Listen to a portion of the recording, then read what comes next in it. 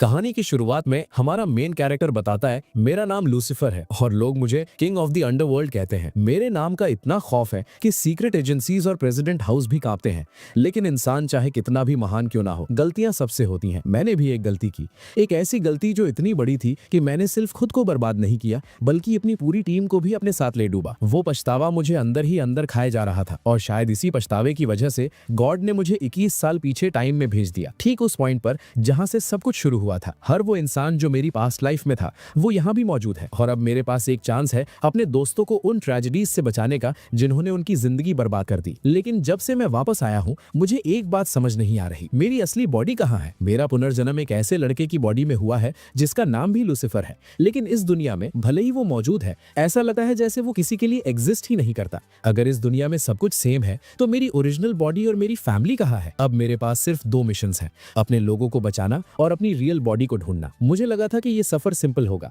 लेकिन आगे जो खतरे हैं वो किसी की भी सोच से बहुत परे हैं। मैं एक नॉर्मल हाई स्कूल स्टूडेंट की तरह नहीं जी सकता, मैं बाकी सबकी तरह लड़कियों के साथ फ्लर्ट नहीं कर सकता क्योंकि यहाँ भी गैंगस्टर्स, अंडरवर्ल्ड और मिलिट्री फोर्सेस मेरा पीछा नहीं छोड़ेंगी और उनकी वजह से किंग को मजबूरन अपने पुराने बैटलफील्ड पर वापस लौटना पड़ेगा। कहानी की शुरुआत सीक्रेट एजेंसी हेडक्वार्टर्स के एक सीन से होती है। हम देखते हैं कि जेम्स मैक्स को कॉफी पकड़ा रहा है। जेम्स पूछता है तो क्या चल रहा है। मैक्स जवाब देता है सब कुछ हमेशा की तरह नॉर्मल है, लेकिन सच कहूं तो हमें और कितने सालों तक ये करना है।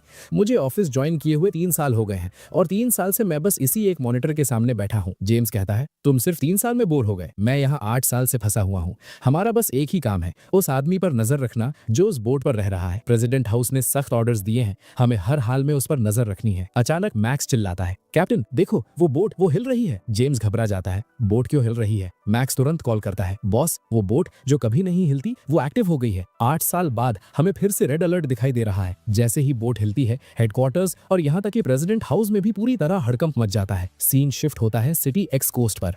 जेम्स अपनी पूरी मिलिट्री यूनिट के साथ वहां पहुंचता है। जेम्स आवाज लगाता है लूसीफर क्या तुम एक्सप्लेन कर सकते हो कि तुमने जमीन पर कदम क्यों रखा। ये हमारे एग्रीमेंट के खिलाफ है, तुम्हें रूल्स पता है और तुम्हारी वजह से सीक्रेट एजेंसी और प्रेसिडेंट हाउस दोनों बहुत गुस्से में है। लूसीफर मुस्कुराता है ओह तो प्रेसिडेंट को लगता है कि उसे मुझसे गुस्सा होने का हक है। उस बेवकूफ को कॉल लगाओ, देखते हैं कि उसकी मुझसे बात करने की हिम्मत कैसे होती है। जेम्स उसे फोन पकड़ा देता है, ये सोचते हुए भगवान जाने ये पागल आदमी प्रेसिडेंट से कैसे बात करता है। लूसीफर हंसता है और कॉल पर कहता है तो मिस्टर प्रेसिडेंट मैंने सुना है कि आप मुझसे नाराज हैं, जबकि मैंने 8 साल तक हमारे एग्रीमेंट की इज्जत की और जमीन से दूर रहा, लेकिन आज मेरा मन सिगरेट पीने और टहलने का हुआ। और वैसे भी आप मुझसे इतना डरते क्यों हैं? आपको पता है मेरे पास जीने के लिए ज्यादा वक्त नहीं है, मेरी फिजिकल कंडीशन ऐसी है कि मैं बस कुछ ही दिनों में मर जाऊंगा। चलिए मैं इसे सिंपल कर देता हूँ, मैं आपको उन 16 बॉम्ब्स की लोकेशंस दे दूंगा जो मैंने सिटी एक्स के आसपास गाड़े हैं। बदले में मेरे लोगों का पीछा छोड़ दीजिए, उन्हें 2 महीने दीजिए, उसके बाद वो हमेशा के लिए गायब हो जाएंगे। अगर आपको ये डील मंजूर है तो हम दोनों के लिए अच्छा है, अगर नहीं तो खैर जब 16 बॉम्ब्स एक साथ फटेंगे तो वो आवाज बहुत खूबसूरत होगी। तो मुझे बताइए प्रेसिडेंट क्या आप इंटरेस्टेड हैं? एक पल बाद कॉल कट जाती है। लूसीफर अनाउंस करता है कि वो मान गए हैं। मेरे लिए शैंपेन की एक बोतल लाओ, मैं सेलिब्रेट करना चाहता हूँ। जेम्स चिल्लाता है तुम एक मॉन्स्टर हो, तुम लाखों लोगों की जान के साथ खेल रहे हो। लूसीफर जवाब देता है मैंने ऐसा क्या कर दिया जिससे तुम्हें इतना गुस्सा आ रहा है? तुम्हारी वजह से मैं 8 साल से कैबिन में फंसा हुआ हूँ। मैंने सिटी एक्स की सीक्रेट एजेंसी को एक्साइटिंग मिशंस करने के लिए ज्वाइन किया था, लेकिन इसके बजाय 400 एलीट एजेंट्स को सिर्फ तुम्हारी नजर रखने के लिए लगा दिया गया। तुम एक चलती मुसीबत हो। लूसीफर गुस्से से देखता है मुझे लूसीफर मत बुलाओ, मुझे उस नाम से नफरत है। जहां से मैं आता हूं लोग मुझे हेल किंग बुलाते थे क्योंकि कोई भी इंसान या भगवान मुझे मेरे थ्रोन से कभी हटा नहीं सका। जेम्स चेतावनी देता है लूसीफर आज तुम यहां से नहीं जा रहे, एक बार मैंने तुम्हें पकड़ लिया तो ये बुरा सपना खत्म हो जाएगा। लूसीफर हंसता है 8 साल बैठने के बाद तुम्हें लगता है तुम मुझे पकड़ सकते हो। प्रेसिडेंट हाउस को अच्छे से पता है कि मैं कितना पावरफुल हूं, इसीलिए वो मेरे साथ संभल कर पेश आते हैं। और जैसा कि मैंने कहा मैं वैसे भी जल्द ही मरने वाला हूं। मुझे ठीक ठीक पता है कि मेरी मौत कब और कहां आएगी। तुम्हें बस 5 साल और मुझ पर नजर रखनी होगी। जेम्स अपने सोल्जर्स पर चिल्लाता है सब लोग अलर्ट रहो, ये बेहद खतरनाक है। इसने एक बार अपने खाली हाथों से 800 एलीट सोल्जर्स को मार दिया था, ये खुद किसी बॉम्ब से कम खतरनाक नहीं है। लूसीफर गर्व से सोचता है अपने आखिरी दिनों में भी मैं अभी भी सिटी एक्स के लोगों को बेवकूफ बना रहा हूं। सीन सिटी वाई पर शिफ्ट होता है। हम बिलियनियर विलियम को उसकी बिल्डिंग से बाहर आते हुए देखते हैं। वो कहता है मुझे आम लोगों की कोई परवाह नहीं है, मेरे 10 बिलियन तुरंत वापस निकालो। अगर नॉर्मल लोगों का पैसा डूबता है तो वो उनकी प्रॉब्लम है। अचानक एक स्नाइपर विलियम को गोली मार देती है। स्नाइपर लड़की कहती है मेरा काम हो गया, बॉस लूसीफर पक्का बहुत खुश होंगे। हम देखते हैं कि इस लड़की का कोड नेम फायरफ्लाई है। कॉम्स पर किसी को कॉल करते हुए फायरफ्लाई कहती है जो खिलौना तुमने मुझे दिया था वो कमाल का था। मैंने विलियम को फ्रॉड करने से पहले ही मार दिया, लेकिन मैं सच में बहुत परेशान हूँ। उसकी वजह से मुझे इतना टाइम वेस्ट करना पड़ा। खैर, बताओ मेरा अगला टास्क क्या है? फॉक्स जवाब देता है, कोई अगला टास्क नहीं होगा। बॉस ने कहा है सबको अंडरग्राउंड होना होगा। फायरफ्लाई चिल्लाती है, क्या तुम पागल हो? हमें कब तक अंडरग्राउंड रहना है? फॉक्स जवाब देता है, बॉस ने एक रिकॉर्डिंग भेजी है, आज के बाद हम कभी कोई दूसरा टास्क नहीं लेंगे। अब से हमें नॉर्मल जिंदगी जीनी होगी। फायरफ्लाई भड़कती है, बकवास बंद करो, बॉस अभी भी जिंदा है, वो कभी ऐसी बेवकूफी वाली बात नहीं कहेंगे। फॉक्स धीरे से कहता है, हम सब बॉस को जानते हैं, अगर उन्होंने ऐसा कहा है तो हमें पहले से ही पता है कि उनके साथ क्या हुआ होगा। फायरफ्लाई रोने लगती है, तो इसका मतलब बॉस का अंत करीब है। फॉक्स कहता है, बॉस ने कहा कि वो अकेले हेल जा रहे हैं, लेकिन हमें अच्छी जिंदगी जीनी चाहिए ताकि एक दिन हम स्वर्ग जा सके। ठीक है फायरफ्लाई, हम अगली जिंदगी में फिर मिलेंगे। फायरफ्लाई कांपते हुए अपनी कार से बाहर निकलती है। वो अपने सारे इक्विपमेंट को नष्ट करना शुरू कर देती है। फिर खुद को चाकू मारते हुए वो बुदबुदाती है, लूसीफर के बिना उसकी टीम का कोई मतलब नहीं है। और बस ऐसे ही लूसीफर के ग्रुप का पहला मेंबर हमेशा के लिए ऑफलाइन हो जाता है। सीन सिटी जेड पर शिफ्ट होता है। प्लेन के अंदर लूसीफर की टीम का दूसरा मेंबर बैठा है, हमिंगबर्ड। हमिंगबर्ड कहती है, बॉस ने कहा कि वो हेल जा रहे हैं। ठीक है, फिर वो जहां भी जाएंगे हम उनके पीछे जाएंगे। वो तुरंत जानबूझकर प्लेन क्रैश कर देती है। एक एक करके लूसीफर के ग्रुप का हर मेंबर ऑफलाइन होना शुरू हो जाता है। रोते हुए फॉक्स कहता है, अगर सब चले गए तो अब मेरे भी ऑफलाइन होने का वक्त आ गया है। सीन एक हाई स्कूल क्लासरूम में शिफ्ट होता है। हम लूसीफर को सोचते हुए देखते हैं, मैं ये कहाँ आ गया हूँ? नरेटर समझाता है, आज की तारीख 23 दिसंबर 2000 है। लूसीफर टाइम में 21 साल पीछे आ गया है और अब जिंगलिंग सिटी हाई स्कूल में पढ़ रहा है। आसपास देखते हुए लूसीफर सोचता है, ये जगह बिल्कुल भी हेल जैसी नहीं लग रही। लगता है मैं सच में टाइम में वापस आ गया हूँ। टीचर चिल्लाता है, लूसीफर तुम क्या कर रहे हो? बाहर जाओ और हॉलवे में खड़े हो जाओ। बाहर खड़े होकर लूसीफर सोचता है, ये जगह सच में अजीब है। मैंने कभी नहीं सोचा था कि मुझे पास्ट में टीनेजर्स से भरे स्कूल में फेंक दिया जाएगा। भगवान, ये सजा है या इनाम? अचानक एक स्टूडेंट चिल्लाते हुए भागता है, देखो एक लड़की बिल्डिंग से गिर रही है। लूसीफर आगे बढ़ता है और कहता है, मैं उसे पकड़ लूंगा। लेकिन वो लड़की सीधे उसके ऊपर आ गिरती है। उसका नाम सन्मी था। बाद में दोनों प्रिंसिपल के ऑफिस में थे। उसकी तरफ देखते हुए लूसीफर सोचता है, अच्छा हुआ वो सिर्फ सेकंड फ्लोर से गिरी, अगर और ऊपर से गिरती तो मेरा फिर से पुनर्जन्म हो जाता। प्रिंसिपल सन अंदर आते हैं और पूछते हैं, लूसीफर क्या तुम ठीक हो? तुम्हें चोट तो नहीं लगी ना?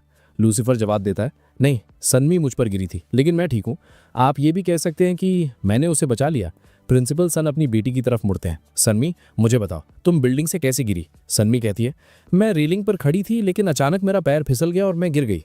डैड कसम से ये एक एक्सीडेंट था, मैं सुसाइड करने की कोशिश नहीं कर रही थी। लूसीफर सोचता है, तो ये लड़की सच में इनकी बेटी है? क्या मुझे पूछना चाहिए कि क्या ये अडॉप्टेड है, क्योंकि ये दोनों बिल्कुल भी रिलेटेड नहीं लगते।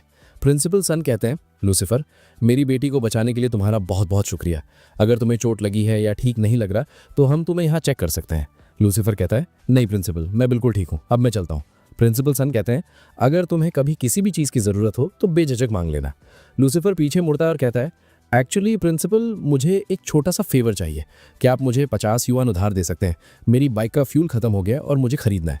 पैसे मिलने के बाद लूसीफर घर वापस आता है। वो सोचता है, ये दुनिया सच में अजीब है। घर के अंदर वो उस लड़के के पर्सनल डॉक्यूमेंट्स चेक करता है जिसकी बॉडी में वो है। हाँ, इस लड़के का नाम भी लूसीफर है, बस एक साधारण second year high school student. ये स्कूल पिछले साल तक एक वोकेशनल स्कूल हुआ करता था। कोई हैरानी की बात नहीं कि इसकी रेपुटेशन इतनी खराब है। आगे बढ़ते हुए पता चलता है लूसीफर के पेरेंट्स बचपन में ही अलग हो गए थे। उसका पिता देश छोड़कर चला गया और कभी उसकी परवाह नहीं की। उसकी माँ ने 6 साल पहले दूसरी शादी कर ली और लूसीफर को उसकी दादी के पास छोड़ दिया। लेकिन 3 साल पहले उसकी माँ और सौतेले पिता को जुआ खेलने के आरोप में अरेस्ट कर लिया गया और अब वो जेल में है। 1 साल पहले उसकी दादी की मौत हो गई। तब से लूसीफर पूरी तरह अकेला है। कोई रिश्तेदार मिलने नहीं आता, बस नेबरहुड कमेटी कभी कभार उसे चेक कर लेती है। स्कूल में भी उसका कोई दोस्त नहीं है क्योंकि वो चुपचाप रहता है। लूसीफर आह भरता है और मन ही मन कहता है, भगवान तुमने सच में मुझे ऐसे इंसान की बॉडी में डाल दिया जिसके कोई कनेक्शंस नहीं है। लेकिन शायद ये अच्छा ही है, जितने कम लोग मुझे जानेंगे मैं उतनी ही आज़ादी से काम कर सकूंगा। वो तारीख चेक करता है। जॉन कहता है, आज 23 तारीख है। लगता है मैं उस खतरनाक घटना से 15 दिन पहले आ गया हूँ। आज से 15 दिन बाद फायरफ्लाई अपनी जिंदगी के सबसे बुरे वक्त का सामना करेगी। एक ऐसा हादसा जो उसे पूरी तरह बर्बाद कर देगा। चाहे कुछ भी हो, मुझे उसे बचाना ही होगा। लेकिन फायरफ्लाई सोल साउथ कोरिया में रहती है और मैं यहाँ जिंगलिंग सिटी चाइना में फंसा हुआ हूँ। मेरे पास पैसे नहीं है, मेरे पास वीज़ा नहीं है और ऑफिशियल तरीके से वहाँ जाना लगभग नामुमकिन है। वहां जाने के लिए मुझे कोई तरकीब निकालनी होगी। उस रात लूसीफर पालथी मारकर बैठता है और अपनी पावर को फोकस करने की कोशिश करता है। वो सोचता है, मैं बहुत कमज़ोर हूँ, मैं अपनी पावर से इस पानी को भी नहीं हिला पा रहा। इस बीच सन्मी सोच रही थी, सिर्फ इसलिए कि मैं लूसीफर को देखना चाहती थी, आज मैं रेलिंग से गिर गई। उफ, ये कितना शर्मनाक है। वो अचानक शर्माने लगती है। रुको, मैं ब्लश क्यों कर रही हूँ? मैंने उसे लव लेटर नहीं दिया, उसने मुझे दिया था, है ना? नरेटर समझाता है, लूसीफर का पुनर्जन्म एक ऐसे इंसान की बॉडी में हुआ है जिसका नाम भी वही है, लेकिन अब उसे ये पता लगाना है कि उसकी असली बॉडी कहाँ है। क्योंकि अगर पास्ट के सभी लोग यहाँ मौजूद हैं तो लूसीफर भी इस दुनिया में कहीं ना कहीं जरूर होगा। जब लूसीफर अपने पुराने घर का नंबर डायल करता है तो लाइन इनवैलिड बताती है। वो उस घर पर जाता है जहाँ उसे याद है कि वो रहता था। एक मोटा आदमी गेट खोलता है और कहता है, छोटे भाई, तुम किसे ढूंढ रहे हो? लूसीफर सोचता है, मेरी बॉडी यहाँ भी नहीं है। सड़क पर चलते हुए वो बुदबुदाता है, मेरे पुराने घर का नंबर काम नहीं कर रहा है और मेरे घर में अजनबी लोग रह रहे हैं। ये क्या हो रहा है? वो एक दुकान पर रुकता है, मुझे एक सिगरेट का पैक देना। फिर उसे एहसास होता है कि ये दुकान बिल्कुल वैसी ही है जैसी मेरी पास्ट लाइफ में थी। यहाँ तक कि वो मोटा आदमी जो मेरी पास्ट लाइफ में मुझे बुली किया करता था, अगर सब कुछ सेम है तो मेरी बॉडी कहाँ है? वो नाटकीय रूप से आह भरता है, मैं समझ गया, राइटर ने गड़बड़ की है। राइटर, सामने आओ और समझाओ कि मैं यहाँ कैसे आया, ये किसकी बॉडी है और तुमने मेरी असली बॉडी कहाँ छिपाई है। अचानक राइटर सच में उसके बगल में प्रकट हो जाता है। राइटर कहता है, पहले शांत हो जाओ, ये कहानी बनाने में मेरा बहुत पैसा लगा है और तुम चाहते हो कि मैं सब कुछ एक ही चैप्टर में बता दूं। मैं तुम्हें बताऊंगा कि तुम्हारी बॉडी कहाँ है और तुम इस बॉडी में क्यों आए, लेकिन तुम्हें थोड़ा सब्र रखना होगा। अगले दिन स्कूल में सब लोग सुनमे को देखते हुए कानाफूसी कर रहे थे। क्या तुमने सुना? लूसीफर ने सुनमे को लव लेटर दिया है। वो कितना बोल्ड है, उसने सच में प्रिंसिपल की बेटी को प्रपोज कर दिया। क्या उसे डर नहीं लगता कि उसका पिता उसके पैर तोड़ देगा? शर्माते हुए सुनमे सोचती है, वो बेवकूफी भरा लेटर। अब मैं स्कूल में इतनी फेमस हो गई हूँ, इससे पहले कि डैड को इसके बारे में पता चले मुझे ये मामला रफा दफा करना होगा। लूसीफर के पास जाकर वो कहती है, क्या तुम थोड़ी देर के लिए फ्री हो? लूसीफर जवाब देता है, हाँ, क्या हुआ? सुनमे कहती है, वो लव लेटर जो तुमने मुझे परसों दिया था, मैंने उसे पढ़ा। आई एम सॉरी, लेकिन मैं तुम्हारी फीलिंग्स को एक्सेप्ट नहीं कर सकती। मुझे अपनी पढ़ाई पर फोकस करना है, मैं इन फालतू चीजों में नहीं पढ़ सकती। लूसीफर सोचता है, तो इस बॉडी का असली मालिक डरपोक नहीं था, उसने सच में प्रिंसिपल की बेटी को प्रपोज किया था। इम्प्रेसिव। सुनमे आगे कहती है, मैं तुमसे बात कर रही हूँ, मैंने तुम्हें रिजेक्ट कर दिया, तुम मुस्कुरा क्यों रहे हो? प्लीज आगे से ऐसा कुछ मत करना, इससे मेरे लिए मुश्किलें बढ़ जाएंगी। लूसीफर कहता है, ठीक है, मैं समझ गया। सुनमे सिर हिलाती है, हम स्टूडेंट्स हैं, हमें पढ़ाई पर ध्यान देना चाहिए। लूसीफर कहता है, तुम सही कह रही हो। वैसे तुम्हारे मिड टर्म ग्रेड्स क्या थे? घबराते हुए सुनमे जवाब देती है, मेरी रैंक पूरे स्कूल में 196 थी। लूसीफर कहता है, हाँ, तुम्हें सच में पढ़ाई करने की जरूरत है। वो सोचता है, ये रैंक बहुत खराब है, इस स्कूल में मुश्किल से 300 स्टूडेंट्स हैं, कोई हैरानी नहीं कि ये इतना स्ट्रेस ले रही है, ये सच में पढ़ाई में बहुत कमजोर है। वहां से जाते हुए लूसीफर कहता है, अपनी पढ़ाई पर फोकस करो, गुड लक। सुनमे उसे कंफ्यूज्ड होकर घूरते हुए सोचती है, मैं यहाँ उसे रिजेक्ट करने आई थी, लेकिन ऐसा क्यों लग रहा है कि उसने मुझे रिजेक्ट कर दिया? टीचर क्लास में आता है और कहता है, सब लोग ध्यान दो, अगले महीने की 10 तारीख को हमारा येन बियान स्कूल के साथ कॉम्पिटिशन है। अगर कोई रजिस्टर करना चाहता है तो नोटिस बोर्ड चेक कर ले, तुम्हें अपने पेरेंट्स के सिग्नेचर और 150 युआन फीस की जरूरत होगी। लूसीफर सोचता है, येन बियान, क्या वो नॉर्थ कोरिया के पास नहीं है? अगर मैं वहां जाता हूं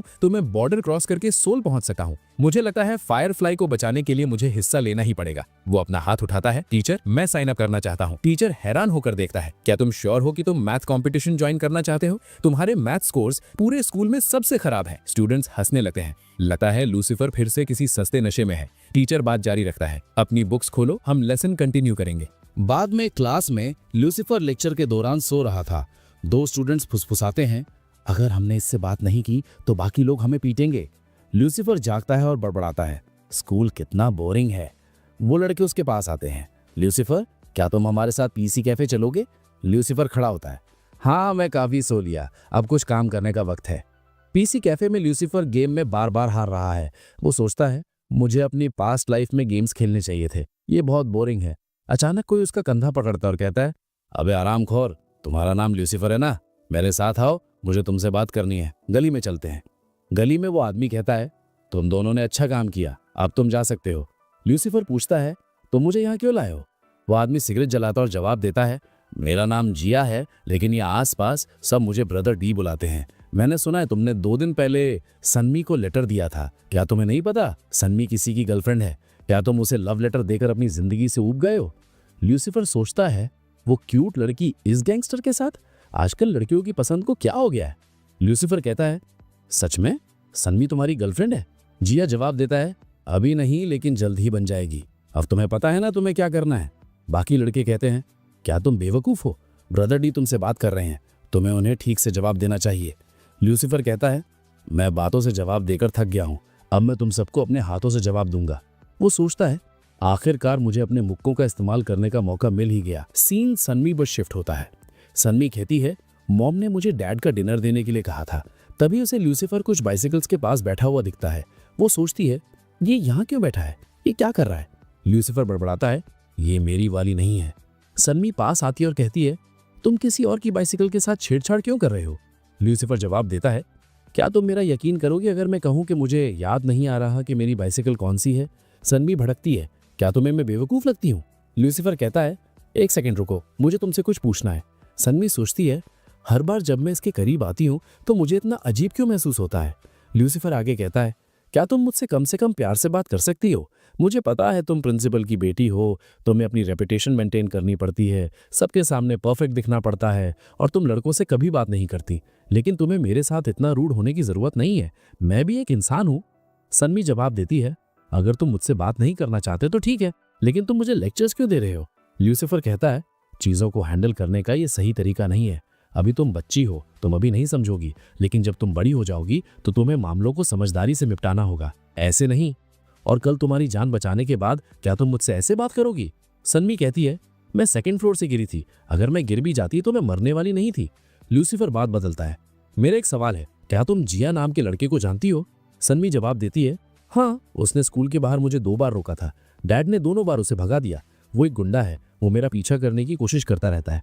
लूसीफर कहता है, खैर अब वो तुम्हारा पीछा नहीं करेगा, मैंने उसका अच्छे से इलाज कर दिया है। सीन हॉस्पिटल में जिया पर शिफ्ट होता है। जिया पट्टियों में लिपटा हुआ पड़ा है और चिल्ला रहा है। वो हरामखोर लूसीफर, वो एक मॉन्स्टर है। वापस लूसीफर और सन्मी पर। लूसीफर कहता है, देखो मैंने तुम्हारी बहुत मदद की, अब मुझे तुम्हारी मदद चाहिए। क्या तुम्हें एनबीएन कंपटीशन के बारे में पता है। सन्मी पूछती है, तुम उसके बारे में क्यों पूछ रहे हो, और दूसरों की बाइसिकल्स को छूना बंद करो, वो वाली जो साइड में है वो तुम्हारी है। लूसीफर हैरान होकर पूछता है, तुम्हें कैसे पता कि मेरी कौन सी है, हम सेम क्लास में भी नहीं है। सन्मी घबरा कर जवाब देती है, मैंने बस एक बार देख लिया था। लूसीफर मुस्कुराता है, ओ तो क्या तुम मेरा पीछा कर रही हो। सन्मी लाल हो जाती है, बकवास बंद करो, मेरे सवाल का जवाब दो, तुम्हें कंपटीशन की इतनी परवाह क्यों है। लूसीफर कहता है, मैं पार्टिसिपेट करना चाहता हूँ, लेकिन मैं क्वालिफाइड नहीं हूँ। सन्मी पूछती है, तुम भी एनबीएन जाना चाहते हो। लूसीफर जवाब देता है, मुझे बर्फ बहुत पसंद है, मैं एनबीएन में बर्फ देखना चाहता हूँ। चूंकि तुम्हारे पिता प्रिंसिपल हैं, मुझे यकीन है तुम्हारे पास मुझे ज्वाइन करवाने के तरीके होंगे। सन्मी सोचती है, ये थोड़ी देर पहले इतनी सीरियस बातें कर रहा था, लेकिन अब ऐसे बात कर रहा है जैसे ये सिर्फ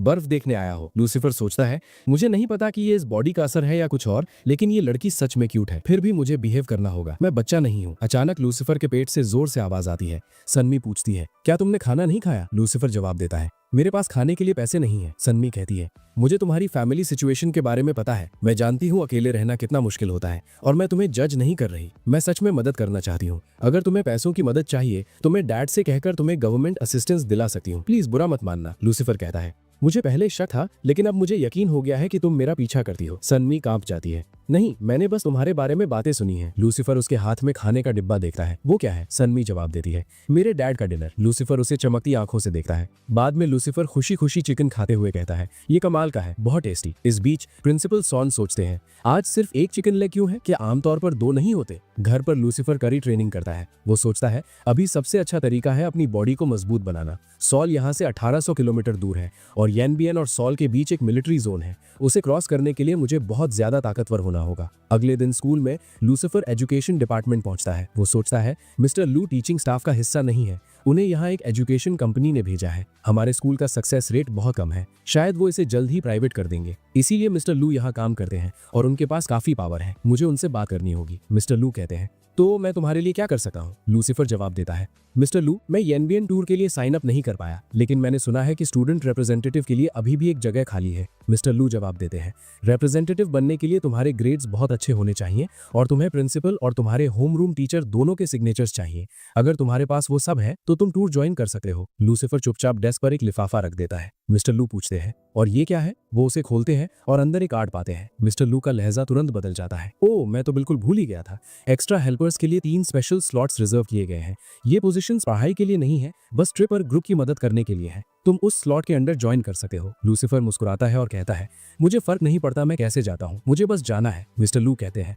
अपनी इन्फॉर्मेशन और डॉक्यूमेंट्स तैयार कर लो। लूसीफर जवाब देता है, मैंने पहले ही सब तैयार कर लिया है। मिस्टर लू आगे कहते हैं, आज दोपहर तक टूर ज्वाइन करने वाले सभी स्टूडेंट्स के नाम नोटिस बोर्ड पर लगा दिए जाएंगे, चिंता मत करो, तुम्हारा नाम वहां होगा। जैसे ही लूसीफर जाता है, मिस्टर लू सोचते हैं, ये बच्चा इस उम्र में इसे पहले से पता है कि गिफ्ट कैसे देते हैं, ये पक्का सिंपल नहीं है। सीन सनमे पर शिफ्ट होता है। घर जाते हुए सनमे सोचती है, मैं फिर से टेस्ट में फेल हो गई। मुझे सिर्फ 45 पॉइंट्स मिले, लेकिन मुझे 50 चाहिए थे। अगली बार मैं कम से कम 60 लाऊंगी। हालांकि वो भी बस एवरेज है, कुछ खास नहीं। अचानक एक स्टूडेंट अनाउंस करता है कि एनबीएन जाने वाले स्टूडेंट्स की लिस्ट लग गई है। हर कोई अपना नाम चेक करने के लिए भागता है। सनमे सोचती है, क्या लूसीफर लिस्ट में आया? वो देखती है, हाँ, यकीन नहीं होता, उसका नाम सच में लिस्ट में है। बाद में घर पर सनमे कहती है, डैड, मुझे भी एनबीएन कंपटीशन में हिस्सा लेना है। प्रिंसिपल सन जवाब देते हैं, मुझे लगा था तुम्हें बिल्कुल इंटरेस्ट नहीं है, अचानक तुम इतनी उत्सुक क्यों हो? इसके अलावा सारी सीट्स पहले ही भर चुकी हैं। सनमे जिद करती है, मुझे फर्क नहीं पड़ता, मुझे जाना है। प्रिंसिपल सन बड़बड़ाते हैं, तुम आजकल अजीब बर्ताव कर रही हो। 3 जनवरी 2001 ट्रेन स्टेशन पर सनमे स्टेशन पर इंतजार करती है। स्कूल टीम कहाँ है?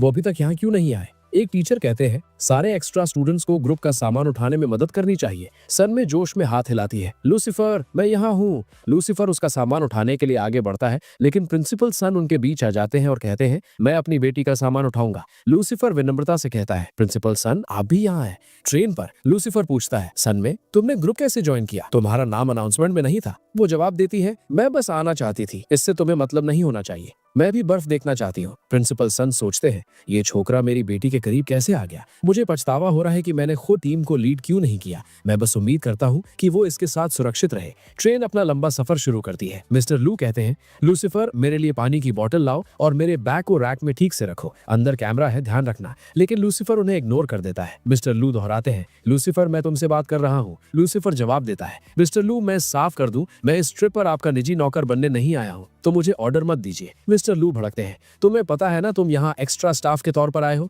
एक्स्ट्रा स्टाफ मतलब एक्स्ट्रा काम। लूसीफर शांति से कहता है, मैंने इस स्लॉट के लिए आपको घूस दी थी और आपको पैसे देने के बाद मैं आपके छोटे मोटे काम नहीं करने वाला। मैं जो चाहूंगा वो करूंगा, आप मुझे कुछ नहीं कह सकते। मिस्टर लू घूरते हैं, बच्चे होकर तुम बहुत ज्यादा जुबान चला रहे हो। लूसीफर उन्हें एक सिगरेट ऑफर करता और कहता है, मिस्टर लू, गुस्सा मत कीजिए, लीजिए इसे पीजिए, अपने गुस्से को धुएं में उड़ा दीजिए। मिस्टर लू कश लेते हैं और चिल्लाते हैं, ये नकली है, तुमने मुझे फिर से बेवकूफ बनाया। बाद में वो एनबीएन पहुंचते हैं। सनमे सोचती है, मुझे आजकल क्या हो रहा है? इस बेवकूफ की वजह से मैंने ये पूरी ट्रिप ज्वाइन की। लूसीफर ऊपर आता है और उसका बैग फिर से उठा लेता है। वो कहता है, तुम रिलैक्स करो और कोक पियो, यहाँ का एक्स्ट्रा काम मैं कर लूंगा। फिर लूसीफर मिस्टर लू के पास जाता है। मिस्टर लू चिल्लाते हैं, क्या तुम 4 दिनों के लिए गायब होने का प्लान बना रहे हो? ये एक स्टडी टूर है, तुम्हारी पर्सनल छुट्टी नहीं। अगर तुम अकेले कहीं चले गए और कुछ हो गया तो जिम्मेदारी कौन लेगा? क्या तुम चाहते हो कि मैं बिना वजह मुसीबत में पड़ जाऊं? लूसीफर एक रिकॉर्डिंग निकालता है, मिस्टर लू के घूस लेने की रिकॉर्डिंग। मिस्टर लू जम जाते हैं, तुम छोटे कमीने, तुमने मुझे फंसाया, मुझसे पंगा मत लो, इसका अंजाम तुम्हारे लिए अच्छा नहीं होगा।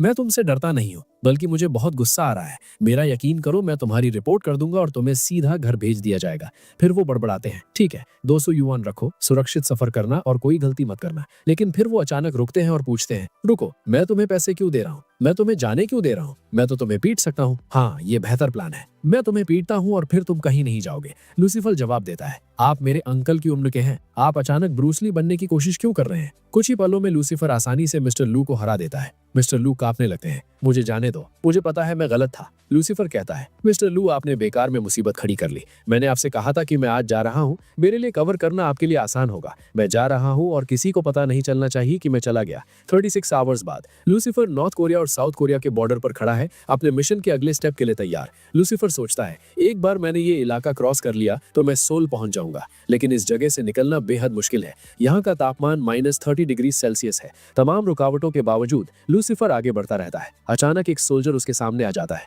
सोल्जर कहता है, तुम घुसपैठिए हो, लेकिन लूसीफर सीधा खड़ा होता है और उस आदमी को तुरंत बेहोश कर देता है। वो बेहोश सोल्जर की बॉडी को खींचकर साइड में कर देता है। लाइट हाउस पर गार्ड्स बात करते हैं, मुझे लगता है वहाँ कोई हलचल हुई थी। दूसरा गार्ड कहता है, कोई पक्षी होगा, अगर इंसान होता तो सर्च लाइट में दिख जाता है। बॉर्डर की बाड़ को काटे हुए लूसीफर सोचता है, ये बिना ट्रेनिंग वाली बॉडी सच में कमजोर है। जब मैं घर पहुंचूंगा मुझे फिर से ट्रेन करना होगा। ताकि मैं मजबूत बन सकूं। वो चॉकलेट बार खाता है और सोचता है मुझे कैलोरीज चाहिए ताकि मैं चलता रहूं और इस फील्ड में माइंस को साफ देख सकूं। ज्यादातर लोगों के लिए माइन फील्ड क्रॉस करना बेहद खतरनाक है, लेकिन लूसीफर के लिए ये आसान है। अपनी पास्ट लाइफ में मैंने इतने माइन फील्ड्स क्रॉस किए थे कि गिनती भी याद नहीं। संभल कर कदम रखते हुए लूसीफर कहता है बस 30 मीटर और फिर मैं माइन फील्ड के पार होऊंगा। लेकिन तभी उसका संतुलन बिगड़ जाता है, उसका पैर सीधा माइन पर पड़ता है। लूसीफर तेजी से सोचता है मैंने इस माइन पर 3 किलो प्रेशर डाला है, अगर ये फटी तो ब्लास्ट रेडियस लगभग 2 मीटर होगा। अगर मैंने अपना घुटना थोड़ा सा भी उठाया तो ये बहुत जोर से फटेगी। वो फुसफुसाता है मुझे लगातार प्रेशर बनाए रखना होगा और उसी वक्त अपनी बॉडी को आजाद करना होगा। वो माइन के ट्रिगर कैप को बांधना शुरू करता है। कई मिनटों के ध्यान से काम करने के बाद लूसीफर सोचता है गुड, अब मुझे बस सेफ्टी पिन को डिसेबल करना है। सीन कंपटीशन पर शिफ्ट होता है। सनमे सोचती है मैंने यहाँ लूसीफर का पीछा क्यों किया, मुझे उसे देखे हुए 2 दिन हो गए हैं। वो सेम ग्रुप में था तो गायब कहाँ हो गया। इस बीच लूसीफर अभी भी माइन पर काम कर रहा था। वो सोचता है मैंने सेफ्टी पेन हटा दी है और उसकी जगह पेंसिल की लीड लगा दी है, और क्योंकि मैं अपने कपड़ों को एडेड वेट की तरह इस्तेमाल कर रहा हूँ मेरा बॉडी वेट सीधे माइन पर नहीं है। अचानक उसे कदमों की आहट सुनाई देती है। लूसीफर बड़बड़ाता है भगवान, मेरा पुनर्जन्म हुए बस कुछ ही दिन हुए हैं, आप अभी से मुझे मारने की कोशिश क्यों कर रहे हैं। वो ठीक वक्त पर माइन से साइड में कूद जाता है। यहाँ कोई नहीं है, गुड। वो फिर कूदता है और एक बंकर के अंदर लैंड करता है। ये जगह सेफ लग रही है, कम से कम यहाँ माइंस नहीं है। लेकिन 2 ऑफिसर्स उसी बंकर में घुसते हैं। एक ऑफिसर चिल्लाता है घुसपैठिया है, पकड़ो इसे। लूसीफर आगे बढ़ता है और उनमें से एक को तुरंत मार देता है। वो दूसरे ऑफिसर पर चाकू फेंकता है। एक गया, एक और बाकी है। बचा हुआ ऑफिसर कहता है मैं इतनी आसानी से नहीं मरूंगा, मैं तुम्हें खत्म कर दूंगा।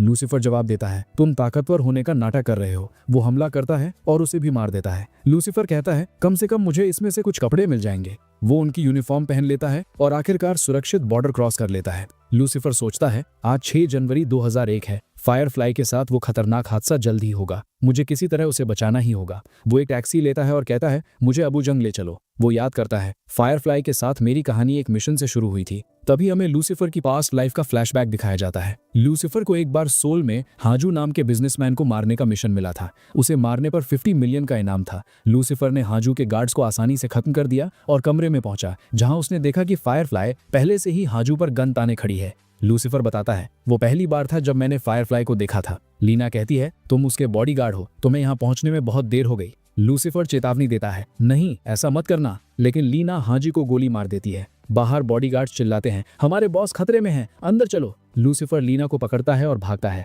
गार्ड चिल्लाता है वहीं रुक जाओ, लेकिन लूसीफर उन्हें मार देता है और लीना के साथ अपने सेफ हाउस भाग जाता है। वो उससे कहता है ये मेरा सेफ हाउस है, इसे कोई नहीं ढूंढ सकता। अब बताओ तुम वहां क्या कर रही थी। नैरेटर समझाता है जब लूसीफर पहली बार फायरफ्लाई से मिला था वो मानसिक रूप से अस्थिर और खतरनाक हद तक लापरवाह थी। लीना मुस्कुराती है तो यहाँ कभी कोई नहीं आता, क्या इसका मतलब ये है कि तुम मेरे साथ जो चाहो वो कर सकते हो। लूसीफर सोचता है ये लड़की सच में अजीब है। अचानक लीना उस पर हमला कर देती है। लूसीफर उसे गर्दन से पकड़ता है और बेहोश कर देता है। बाद में लूसीफर उसे बांधकर सेफ हाउस में लटका देता है। चिल्लाना मत, तुम्हारी आवाज बहुत इरिटेटिंग है। अगले दिन वो उसे खोल देता है। वो कहता है क्या तुम पागल हो, तुम पूरी रात बंधी हुई थी और अभी भी शांत नहीं हो रही हो। लीना पूछती है तुमने मुझे क्यों बचाया, सिर्फ इसलिए कि मैं सुंदर हूँ। मुझे पता है तुम्हें मुझसे असल में क्या चाहिए। लूसीफर जवाब देता है तुम बस एक डरी हुई बच्ची हो जो दूसरों के सामने निडर दिखने की कोशिश करती हो। लीना कहती है मैंने कल तुम्हें देखा था, तुम अविश्वसनीय रूप से ताकतवर हो, तुमने एक बार में बहुत सारे स्किल्ड बॉडीगार्ड्स को मार दिया। लूसीफर जवाब देता है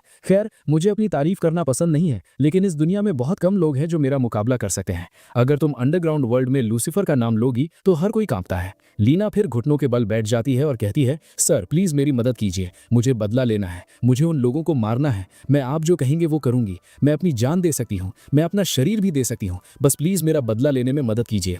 लूसीफर बताता है और इसलिए मैंने लीना को 2 साल ट्रेन किया ताकि वो अपना बदला कामयाबी से ले सके। 2 साल बाद लीना इतनी मजबूत हो गई थी कि वो ये कर सके, और उसने किया। रोते हुए लीना ने कहा डैड, मॉम, भाई, मुझे आप सबकी बहुत याद आती है, लेकिन आप जहां भी हैं मुझे उम्मीद है अब आप शांति से आराम कर पाएंगे, क्योंकि मैंने उन लोगों को मार दिया है जिन्होंने आपकी जान ली थी। लूसीफर उसकी तरफ बढ़ा और कहा तुमने अच्छा किया। लूसीफर आगे बताता है बदला लेने के बाद लीना ने आखिरकार मुझे 6 जनवरी 2001 को उसके साथ असल में क्या हुआ था और वो बदले के लिए इतनी जुनूनी क्यों हो गई थी। उसे ऊपर उठाते हुए लूसीफर ने कहा उठो, तुम्हें अभी ट्रेनिंग करनी है। हालांकि ये पहली बार है जब मैंने किसी को सोते हुए रोते देखा है। लीना ने उसकी आस्तीन पकड़ी और कहा क्या आप थोड़ी देर मेरे पास बैठ सकते हैं, मुझे डर लगता है कि अगर मैं आधी रात को जागी तो शायद खुद को गोली मार लूं। लूसीफर ने कहा तुम अपने अंदर बहुत दर्द लेकर चल रही हो, बताओ तुम्हारी कहानी क्या है। लीना ने कहा यह पहली बार है जब मैं किसी को अपनी कहानी बता रही हूँ। ये 6 जनवरी 2001 को हुआ था। मुझे साफ साफ याद है।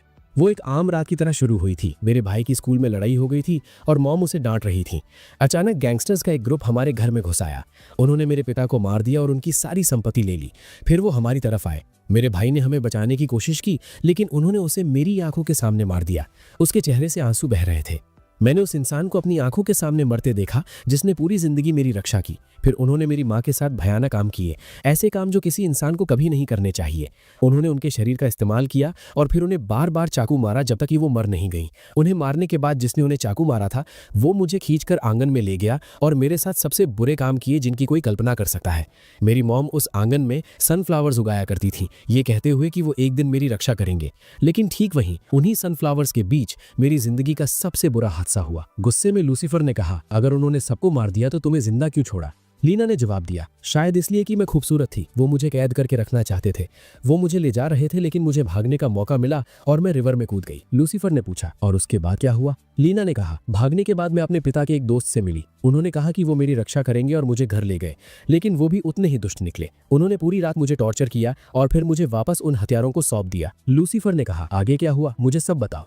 लीना ने आगे कहा, मैंने उन्हें मुझे वापस सौंपने का प्लान बनाते हुए सुन लिया तो मैंने एक चॉपस्टिक उठाई और उनकी आंखें फोड़ दी। उसके बाद सब कुछ और बुरा होता गया। मैं 16 साल की थी जब ये सब शुरू हुआ। अब मैं 22 की हूँ। जब तक मैं आपसे नहीं मिली मेरी जिंदगी नर के अलावा कुछ नहीं थी। आप पहले आदमी थे जिसने कभी मेरे शरीर को नहीं देखा, कभी मेरी खूबसूरती का इस्तेमाल करने की कोशिश नहीं की और मुझे अपने साथ रहने दिया, मुझे जीने लायक जिंदगी दी। मैं सिर्फ आपकी वजह से जिंदा हूँ। अगर आप मुझे मरने का हुक्म देंगे तो मैं मर जाऊंगी। मेरी जिंदगी का मकसद आपके हुक्म मानना है। लूसीफर ने धीरे से कहा, नहीं, अब से तुम्हारी जिंदगी में सब कुछ बेहतर होगा। तुम्हें पास्ट को भूलकर आगे बढ़ना होगा। अपने पास्ट को कभी अपने फ्यूचर पर अंधेरा मत करने देना। रोते हुए लीना ने कहा, बाकी सब में चमकने की काबिलियत है, लेकिन मुझे अब खुद से कोई उम्मीद नहीं है। लूसीफर ने जवाब दिया, तो तुम्हें फिर से चमकना सीखना होगा। आज से तुम्हें फायरफ्लाई बुलाऊंगा, क्योंकि तुम न सिर्फ अपनी जिंदगी में बल्कि दूसरों की जिंदगी में भी रोशनी लाओगी। सीन प्रेजेंट में शिफ्ट होता है। एक ड्राइवर कहता है, सर उठिए, हम अबू जोंग पहुंच गए हैं। लूसीफर टैक्सी से बाहर निकलता है, मेरी मंजिल यहाँ है। उसी वक्त लीना अपने स्कूल से बाहर निकलती है और किसी से टकरा जाती है। वो कहती है, क्या तुम अंधे हो, देखकर नहीं चल सकते? लूसीफर उसका कान हल्के से पकड़ता है और कहता है, तुम्हें ऐसे बात नहीं करनी चाहिए। लीना भड़कती है, तुम हो कौन और तुम्हारी मुझे छूने की हिम्मत कैसे हुई? लूसीफर कहता है, फायरफ्लाई, हमें मिले हुए बहुत अरसा हो गया। लीना के माथे पर बल पड़ते हैं। फायरफ्लाई, तुम किस बारे में बात कर रहे हो? लूसीफर उसके कंधे पर हाथ रखता है और कहता है, मैं वो हूँ जो नर्क से वापस आया है तुम्हारी मदद करने। मैं तुम्हें तुम्हारे बुरे सपने से जगाने आया हूँ। लीना तुरंत उसे लात मारती है और भागती है। ठरकी, मुझसे दूर रहो। वो भागकर एक पुलिस ऑफिसर के पास जाती है और कहती है, ऑफिसर, वो आदमी वहां मुझे परेशान कर रहा है। लेकिन जब वो पीछे मुड़ती है तो वहां कोई नहीं था। लीना बड़बड़ाती है, वो अभी तो यही था, कहाँ चला गया? 6 जनवरी शाम 6 बजे। नेशनल इंटेलिजेंस, एक एजेंट कहता है, बॉर्डर पर हमारे 2 सोल्जर्स मरे हुए पाए गए हैं, शायद किसी घुसपैठिए ने। यहाँ तक कि हमारा माइंड फील्ड भी एक्टिवेट हुआ था, फिर भी घुसपैठिया बिना किसी खरोच के निकल गया। हमें नॉर्थ कोरिया की घुसपैठ का शक है। दूसरा एजेंट कहता है, वो बहुत निडर हो गए हैं, हमारे मिलिट्री पर्सनल को मार रहे हैं।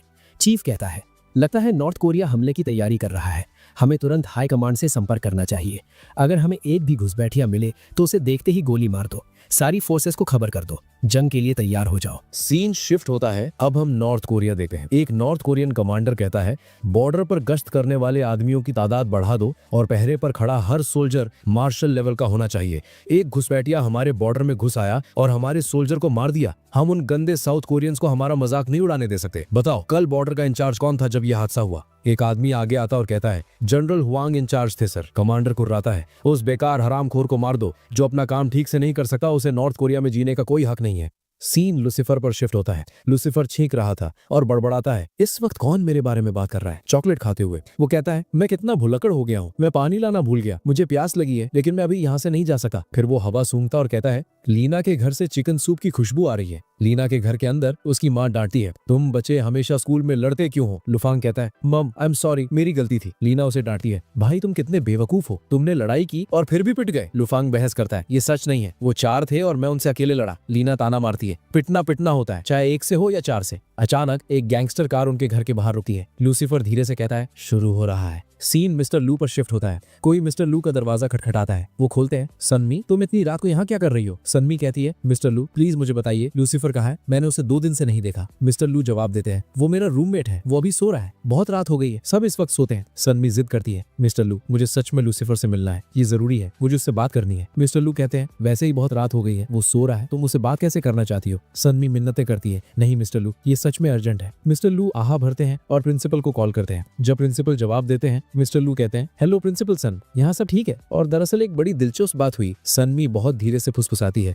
प्लीज मेरे डैड को मत बताइएगा कि मैं इतनी रात को यहाँ आई थी, मैं जा रही हूँ, उन्हें कुछ मत बताइएगा। मिस्टर लू अजीब तरह से हंसते हैं और फोन में कहते हैं, नहीं नहीं प्रिंसिपल सन, आपकी बेटी अपने कमरे में शांति से सो रही है, मैं आपको यकीन दिलाता हूँ, पढ़ाई के अलावा वो बाकी सब में अच्छी है। फोन रखने के बाद मिस्टर लू दरवाजा बंद करते हैं और रोते हुए बड़बड़ाते हैं, ये नौकरी बहुत मुश्किल है, मैंने अपनी जिंदगी में पहली बार घूस ली और वो भी उसके जैसे मुसीबत खड़ी करने वाले बच्चे से, अब वही मुझे स्ट्रेस दे रहा है। सीन लीना के घर के अंदर शिफ्ट होता है। गैंगस्टर्स घर में घुस आते हैं। लुफांग और उसकी मां घबरा जाते हैं, ये लोग कौन है? लुफांग आगे आता है और चिल्लाता है, तुम हमारे घर में कैसे घुसे, कौन हो तुम? एक गैंगस्टर उसे लात मारकर साइड कर देता है। रास्ते से हट बचे। तभी हाजू, योंग और ते घर में घुस आते हैं। हाजू को देखकर लूसीफर बड़बड़ाता है, ये वही हरामखोर है जिसके लिए मुझे $50 मिलियन मिले थे, लीना ने इसे मेरी आंखों के सामने मारा था। नैरेट को समझाता है, ली फैमिली की बर्बादी इन 3 आदमियों की वजह से शुरू हुई। हाजू और लीना के पिता ने मिलकर एक शिपिंग कंपनी शुरू की थी। साल 2000 तक कंपनी बहुत बड़ी हो चुकी थी। उसी साल 2 भाई ते और योंग, जो पेशे से सूदखोर थे, हाजू के पास आए और पार्टनरशिप मांगी। हाजू को उनके साथ काम करने में कोई दिक्कत नहीं थी, लेकिन लीना के पिता ने मना कर दिया क्योंकि वो अपराधी थे। लेकिन हाजू ने अपने पार्टनर को धोखा दिया, उसने सूदखोरों से हाथ मिलाया और लीना के पिता को मार दिया। उन्होंने उसकी बॉडी को नदी में फेंक दिया। प्रेजेंट सीन लीना के घर में। हाजू लुफांग को जोर से लात मारता है। ते मुस्कुराता है, आज रात मैं इस लड़की के मजे लूंगा। लूसीफर सोचता है, वक्त आ रहा है, मुझे जल्द ही कुछ करना होगा। ते कहता है, वो हरामखोर ली डोंग बेवकूफ था, माना मैं और मेरा भाई हमेशा गलत धंधे करते थे, लेकिन हम सिर्फ एक फेयर पार्टनरशिप चाहते थे। अब हम उसकी बेटी का इस्तेमाल करके अपना बदला लेंगे। लूसीफर के दिमाग में विचार दौड़ते हैं, इससे पहले कि वो लीना को नुकसान पहुंचाए, मुझे जल्द ही कुछ करना होगा। अचानक पूरे घर में अलार्म बजने लगता है। ते कहता है, सब यही रुको, मैं शोर चेक करता हूँ। वो खिड़की खोलता है और बाहर देखता है, फायर ट्रक, क्या घटिया टाइमिंग है। योंग कहता है, हमें जगह बदल लेनी चाहिए। अगर फायर फाइटर्स ने ये सारी गाड़ियां देख ली तो उन्हें पता चल जाएगा कि कुछ गड़बड़ है। अगर पुलिस आ गई तो सब बर्बाद हो जाएगा। वो जबरदस्ती लीना, उसके भाई और उसकी माँ को ले जाते हैं। लूसीफर सोचता है, गुड, पास में एक खाली घर है, मैंने उसका फायर अलार्म एक्टिवेट कर दिया ताकि फायर ब्रिगेड जल्दी आ जाए। अब मुझे संभल कर काम करना होगा। लीना ने कहा था इन 3 आदमियों ने उसके पिता को मारा था, उनके बारे में सोचने से अब कोई फायदा नहीं होगा। इस वक्त मेरा काम लीना, उसकी माँ और उसके भाई को बचाना है। घर के अंदर लड़ना बहुत जोखिम भरा था, अगर एक भी गैंगस्टर भाग गया तो बाद में मुसीबत होगी। लेकिन अब वो उन्हें एक बंद पड़ी फैक्ट्री में ले जाएंगे, वहां मैं उन सबको आसानी से खत्म कर सकता हूँ। लूसीफर लीना के पिता की कार लेता है और उनका पीछा करना शुरू करता है। चलती गाड़ी के अंदर हाजू बड़बड़ाता है, ली डोंग, मुझे आज बहुत अच्छा लग रहा है, तूने हमेशा मुझे डांटा, हमेशा मेरे साथ कुत्ते जैसा बर्ताव किया। तूने कहा मैंने कंपनी की रेपुटेशन खराब कर दी, तू मुझसे हर चीज में बेहतर था। भले ही हम बिजनेस पार्टनर्स थे, कोई मेरी इज्जत नहीं करता था, सब तुझे बॉस कहते थे। और जिस औरत से मैं प्यार करता था उसने तुझसे शादी कर ली। मैंने तुझे बताया था कि मैं उससे प्यार करता हूँ, लेकिन तुझे कोई परवाह नहीं थी। तूने उससे शादी की और 2 खूबसूरत बच्चे भी पैदा किए। हर बार जब मैं तेरे खुशहाल परिवार को था, मेरा खून खोलता था। ऐसा लगता था जैसे हर वो चीज जो मेरी होनी चाहिए थी वो तेरे पास चली गई। यांग कहता है, ब्रदर हाजू, तुमने ली डोंग को तो मार ही दिया, क्या वो काफी नहीं है? उसकी बीवी वैसे भी आज रात तुम्हारी है, एक बार हम फैक्ट्री पहुंच जाए तो तुम उन्हें जितना चाहो उतना टॉर्चर कर सकते हो। हाजू गुर्राता है, मैं उसकी बीवी और बेटी को सबसे ज्यादा तड़पाऊंगा। जब वो हरामखोर नर्क से उनकी तड़प देखेगा तब उसे समझ आएगा कि मुझे धोखा देना कैसा लगता है। सीन बंद पड़ी फैक्ट्री के अंदर शिफ्ट होता है। लीना की माँ भीख मांगती है, हाजू प्लीज मेरे परिवार को जाने दो, तुम और डोंग परसों से दोस्त थे, उस दोस्ती की खातिर प्लीज हमें जाने दो। हाजू थूकता है, दोस्त? ली डोंग मेरा सबसे बड़ा दुश्मन था, मैंने उसे मार दिया और अब तुम्हारे परिवार की बारी है। लीना की मां रोती है, प्लीज ऐसा मत करो। लेकिन हाजू एक कोड़ा इस्तेमाल करता है और उन पर बेरहमी से हमला करता है। लीना की मां अपने बच्चों को बचाने की कोशिश करती है। हाजू तुम ऐसा क्यों कर रहे हो, हमने कभी तुम्हारा बुरा नहीं किया, इतनी नफरत क्यों? लू फैंग चिल्लाता है, कमीने, तेरी मेरी मॉम पर हमला करने की हिम्मत कैसे हुई? मैं तुझे जिंदा नहीं छोड़ूंगा। वो हाजू को पकड़ता है, लेकिन हाजू उसे आसानी से मुक्का मारकर दूर कर देता है। बाकी आदमी लू फैंग को घेर लेते हैं और उसे बुरी तरह पीटना शुरू कर देते हैं। लीना रोते हुए कहती है, अगर ये कोई बुरा सपना है तो प्लीज कोई मुझे जगा दो। अचानक उसे याद आता है कि लूसीफर ने उससे एक बार क्या कहा था, मैं तुम्हें तुम्हारे बुरे सपने से जगाने के लिए नर्क से आया हूँ। उसी पल लूसीफर वहां पहुंचता है और जोर जोर से कार का हॉर्न बजाना शुरू कर देता है। टे और यांग घबराकर इधर उधर देखते हैं, ये अब कौन आ गया? कार को देखकर लीना फुसफुसाती है,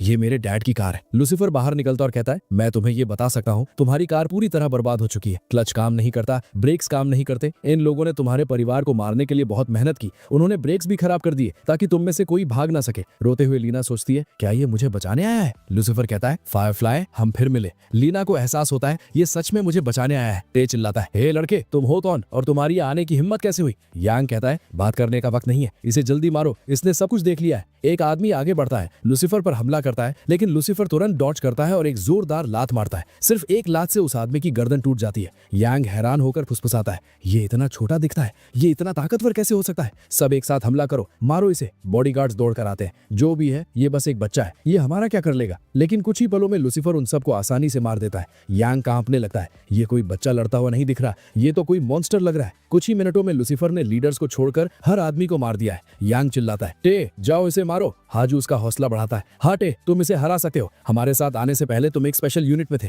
तुम्हें अपने स्किल्स याद होंगे। अपना खंजर पकड़ते हुए टे मुस्कुराता है, सही कहा, वो मुझे डैगर किंग बुलाया करते थे, इस बच्चे को मारना आसान होगा। लूसीफर शांति से कहता है, मैं तुम्हें याद दिला दूं, तुम इस दुनिया में सिर्फ दूसरे इंसान हो जिसने मुझे चाकू दिखाने की हिम्मत की है। तुम्हें पता है पिछली बार जिसने मुझे चाकू दिखाया था उसके साथ क्या हुआ था? टे गुर्राता है, मुझे परवाह नहीं, मैं आज तुम्हें मार डालूंगा। वो लूसीफर के गले पर वार करता है, लेकिन लूसीफर बिना किसी मेहनत के डॉज कर लेता है। टे पीछे हटता है, पसीने से लथपथ। यकीन नहीं होता, तुम्हारी उम्र के हिसाब से तुम्हारे स्किल्स कमाल के हैं, तुम हर हमले को डॉज कर सकते हो। वो लगातार हमला करता रहता है, लेकिन कुछ भी लूसीफर को छू नहीं पाता। लूसीफर कहता है, तुम्हारे स्किल्स बहुत बेकार हैं, तुम्हें स्पेशल यूनिट में भर्ती भी किसने किया था? टे चिल्लाता है, बकवास बंद करो। वो फिर हमला करता है, लेकिन लूसीफर उसके हाथ पर मुक्का मारता है, उसका हथियार गिरा देता है, खंजर पकड़ता है और टे का गला काट देता है। टे गिर जाता है, मर गया। लूसीफर कहता है, ये एक और गया, अगला कौन है? हाजू घबरा जाता है, टे मर गया, मुझे भागना होगा। लूसीफर कहता है, दुनिया के सबसे महान असैसिन के सामने भाग रहे हो, क्या मजाक है? वो अपना बैग हाजू पर फेंकता है, उसकी चोट से वो तुरंत बेहोश होकर गिर जाता है। यंग सदमे में जम जाता है, इस बच्चे का बैग ईंटों से भरा था। लूसीफर कहता है, तुमने क्या उम्मीद की थी? किताबें? तुम्हारे सारे आदमी मर चुके हैं, सिर्फ तुम बचे हो।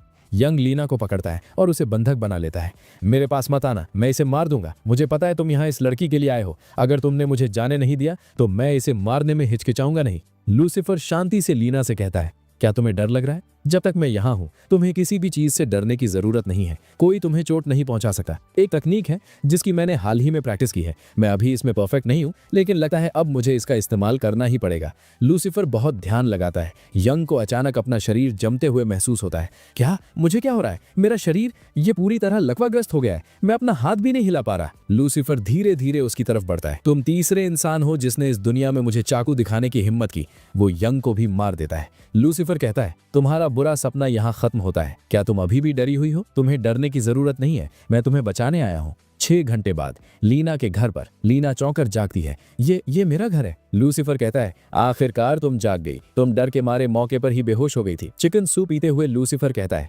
अपनी मॉम से कहना सूप बहुत शानदार था, और क्या तुम मुझे मेरी जैकेट वापस दे सकती हो? जब तुम बेहोश हुई थी मुझे लगा तुम्हें ठंड लगेगी तो मैंने वो तुम्हें पहना दी थी। जब लूसीफर अपनी जैकेट लेने की कोशिश करता है, लीना उसे कसकर पकड़ लेती है, वापस देने से मना कर देती है। लूसीफर आह भरता है, फायरफ्लाई जैकेट मेरी है, तुम्हें वो वापस करनी होगी। लीना आखिरकार छोड़ देती है और लूसीफर उसे अपने बैग में रख लेता है। वो कहता है, मैंने सूप फिर से गर्म कर दिया है, अगर भूख लगी हो तो खा लेना। कल के हमले की वजह से तुम्हारे भाई को चोट लगी थी, तुम्हारी मॉम ने उसे दवाई दी है, वो अब सो रहा है। तुम्हारे जागने से पहले मैंने तुम्हारी मॉम को सब समझा दिया था, वो तुम्हें सब बता देंगी। मेरी सलाह है पुलिस को कॉल मत करना, मैंने सब कुछ संभाल लिया है, अगर पुलिस आई तो सिर्फ नई मुसीबतें खड़ी होंगी। लीना तब लूसीफर का हाथ लेती है और उसे अपने गाल पर रखती है। वो धीरे से पूछती है, क्या तुम मेरी ही उम्र के हो? तो तुम बड़ों की तरह बातें क्यों करते हो? लूसीफर जवाब देता है, मुझे सच बताओ, तुम आज डरी हुई हो ना? तुम जो भी महसूस कर रही हो उसे बाहर निकाल दो। मैं बस ये पक्का करना चाहता हूँ कि तुम्हें कभी भी डर डर के या कांपते हुए अपनी जिंदगी ना जीनी पड़े। लीना कहती है, अगर तुम मुझसे ये कहोगे तो मैं फिर कभी किसी चीज से नहीं डरूंगी,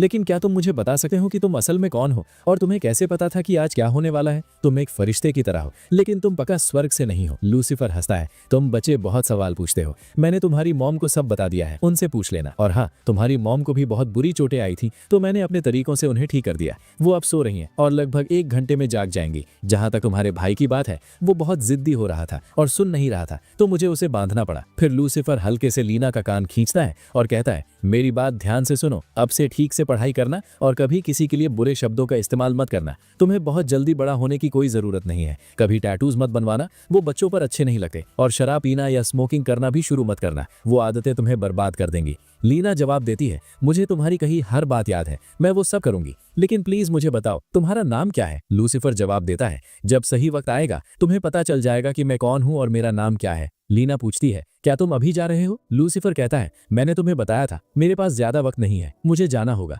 लीना मिन्नतें करती है, कम से कम मुझे बता दो तुम इंसान हो या देवता। लूसीफर जवाब देता है, मैं सिर्फ हेल किंग की इज्जत करता हूँ, मुझे किसी भगवान पर भरोसा नहीं है। अचानक लूसीफर का सूटकेस हिलने लगता है, वो उसे लात मारता है और चिल्लाता है, क्या तुम्हारा दिमाग खराब हो गया है? अगर तुम फिर से हिले तो मैं तुम्हें लात मारता रहूंगा।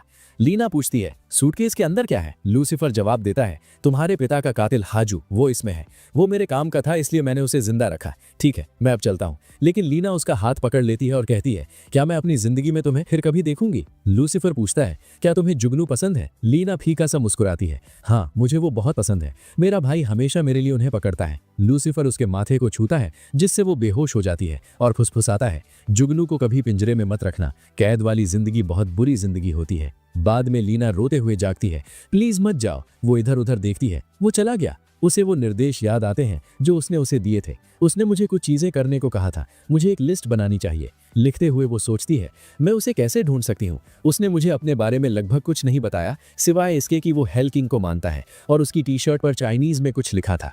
उसे याद आता है कि मेरे भाई के कमरे में एक चाइनीज डिक्शनरी है, मैं चेक करूंगी कि क्या वो लिखावट चाइनीज थी। जब लीना अपने भाई के कमरे में घुसती है वो कहती है, ओह उसकी शर्ट पर जिंगलिंग डिस्ट्रिक्ट लिखा था। तभी वो अपने भाई को खिड़की से बाहर लटकते हुए देखती है। लूफांग चिल्लाता है, प्लीज कोई मुझे बचाओ, उस पागल आदमी ने मुझे यहाँ बांध कर चला गया। सीन हाजू के घर पर शिफ्ट होता है। लूसीफर सूटकेस खोलता है और कहता है, तुम्हारे बाहर आने का वक्त हो गया है। हाजू कांपता है, कौन कौन हो तुम? कोई इंसान किसी को इस तरह सूटकेस में बंद नहीं करता। लूसीफर उसे बाहर खींचता है, तुम्हें नहीं लगता कि मैं इंसान हूँ? ठीक है मैं तुम्हें दिखाऊंगा कि मॉन्स्टर होना असल में क्या होता है, लेकिन पहले मेरे लिए ये तिजोरी खोलो। हाजू कहता है, मैं मुफ्त में नहीं करूंगा, वादा करो तुम मुझे जाने दोगे। लूसीफर जवाब देता है, मैं तुम्हें जाने नहीं दूंगा, लेकिन मैं तुम्हें बिना दर्द वाली मौत दे सकता हूँ। हाजू चिल्लाता है, ये क्या बकवास है, मौत तो मौत है, वो बिना दर्द के कैसे हो सकती है? लूसीफर कहता है, तुम्हारे कपड़े गंदे हैं, मैं तुम्हें एक मौका दूंगा, अपने सबसे अच्छे कपड़े चुनो, तुम्हारे मरने के बाद तुम्हारी फोटो बहुत अच्छी लगेगी, सब कहेंगे कि तुम अच्छे कपड़े पहनकर मरे थे।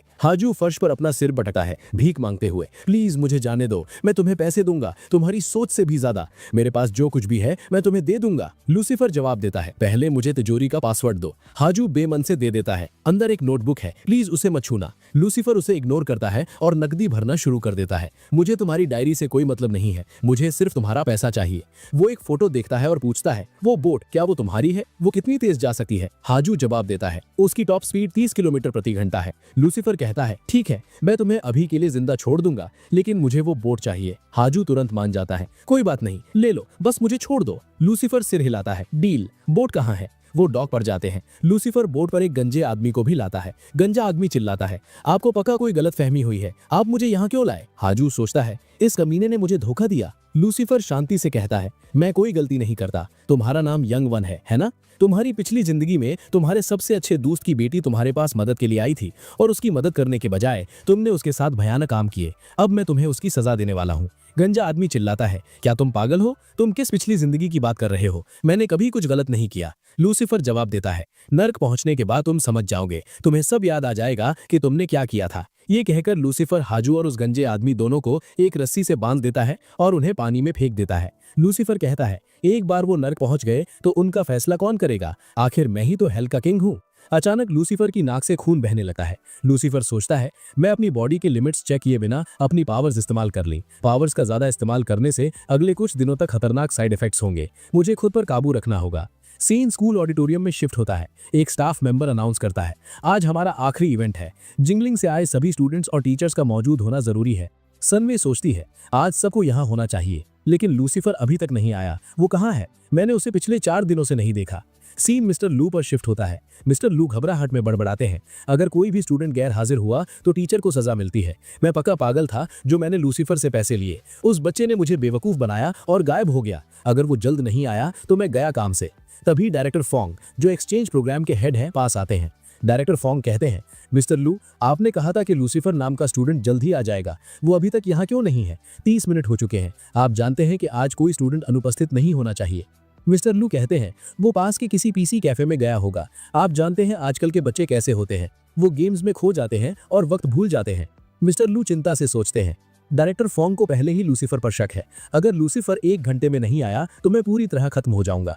डायरेक्टर फोंग कहते हैं, इवेंट 30 मिनट में शुरू हो रहा है। मैं उसे ढूंढने के लिए कुछ टीचर्स को इकट्ठा करता हूँ। आप भी ठीक से ढूंढिए। उस लड़के को कुछ नहीं होना चाहिए। अगर कुछ गड़बड़ हुई तो मैं आपको जिम्मेदार ठहराऊंगा। मिस्टर लू सिर हिलाते हैं। जी डायरेक्टर फोंग, चिंता मत कीजिए, मैं जल्द ही उसे ढूंढ लूंगा। जैसे ही फोंग जाते हैं, मिस्टर लू गुस्से में बड़बड़ाते हैं। ये आदमी डायरेक्टर बन गया है और खुद को राजा समझता है। मुझे ऐसे डांट रहा है। अगर मेरी गलती ना होती तो मैं उसकी बात कभी ना सुनता। लूसीफर, तुम आखिर कहाँ चले गए? अगर तुम अभी नहीं आए तो मेरी नौकरी हमेशा के लिए चली जाएगी। आधे घंटे बाद डायरेक्टर फोंग टीम को इकट्ठा करते हैं। वो कहते हैं, लूसीफर अभी तक वापस नहीं आया। सन में कहती है, टीचर, हमें पुलिस में रिपोर्ट करनी चाहिए। एक स्टूडेंट विदेश में गायब है, कौन जाने वो किस हाल में है। डायरेक्टर फोंग सोचते हैं, अगर पुलिस को पता चल गया कि एक स्टूडेंट गायब हो गया है तो सारी जिम्मेदारी मुझ पर आ जाएगी। एजुकेशन डिपार्टमेंट मुझे स्टूडेंट्स की निगरानी में नाकामी के लिए दोषी ठहराएगा। मैं अपनी पोजीशन खो सकता हूँ। सन में कड़ाई से कहती है, मैंने लूसीफर को 4 दिनों से नहीं देखा। मुझे यकीन है वो गायब है। आप हिचकिचा क्यों रहे हैं? इससे पहले कि उसे कुछ हो जाए, पुलिस को बुलाइए। डायरेक्टर फोंग जवाब देते हैं, पुलिस को बुलाने से पहले चलो एक बार और ढूंढते हैं, शायद वो आसपास ही कहीं हो। फिर वो पूछते हैं, मिस्टर लू, चूंकि लूसीफर आपके साथ रूम शेयर करता था, क्या उसने कभी यहाँ किसी रिश्तेदार के होने का जिक्र किया था? शायद वो उनके साथ रहने चला गया हो। मिस्टर लू जवाब देते हैं, आई एम सॉरी, मुझे इसके बारे में कुछ नहीं पता। डायरेक्टर फोंग कहते हैं, ठीक है, तो उसका सामान कहाँ है? मिस्टर लू जवाब देते हैं, उसके कमरे में सर। डायरेक्टर फोंग कहते हैं, गुड, चलो उसका कमरा चेक करते हैं, शायद हमें कोई सुराग मिल जाए। वो लूसीफर के कमरे के बाहर पहुंचते हैं। मिस्टर लू अंदर ही अंदर कांप रहे थे। मेरा सब खत्म हो गया। डायरेक्टर फोंग भड़कते हैं, तुम वक्त क्यों बर्बाद कर रहे हो? दरवाजा खोलो। तभी दरवाजा धीरे से खुलता है। मिस्टर लू राहत में चिल्लाते हैं, हो भगवान का शुक्र है तुम वापस आ गए। सुन में उसे देखती है और उसकी सांस अटक जाती है। लूसीफर, तुमने कपड़े क्यों नहीं पहने हैं? डायरेक्टर मांग करते हैं, लूसीफर, मुझे बताओ तुम कहाँ गायब हो गए थे? लूसीफर शांति से जवाब देता है, मैं थोड़ी देर के लिए पीसी कैफे गया था। गेम खेलते हुए मुझे वक्त का पता ही नहीं चला। प्लीज मुझे माफ कर दीजिए। डायरेक्टर चिल्लाते हैं,